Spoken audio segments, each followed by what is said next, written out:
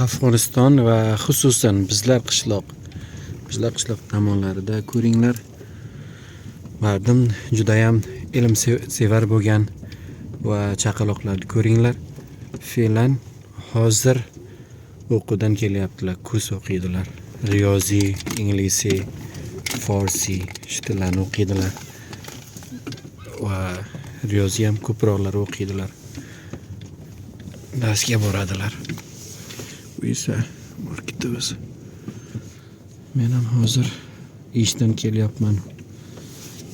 Marketga boraman va so'ra uyga ketaman.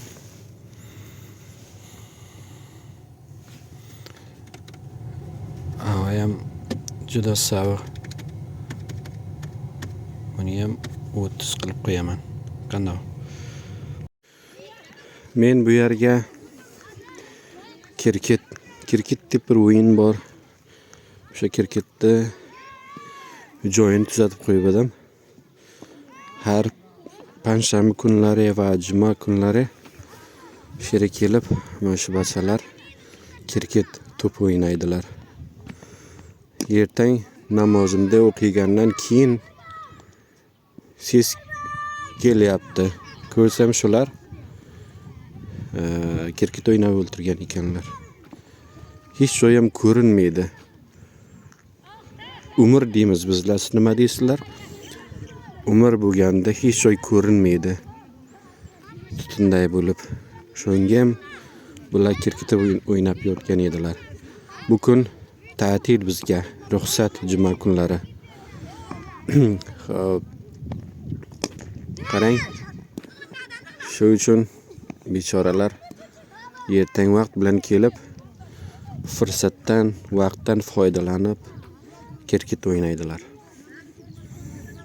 Bizlar esa juma kunlari bu tarafga o'ynaymiz. Katta maydonimiz bor. Bu meni havlim. Meni havlimga o'ynab o'tiribdilar. Men shular uchun tuzatib bergan buni. Juma kunlar kelib o'ynaydilar va juma kunlar bizlar esa katta musobaqa match bo'ladi.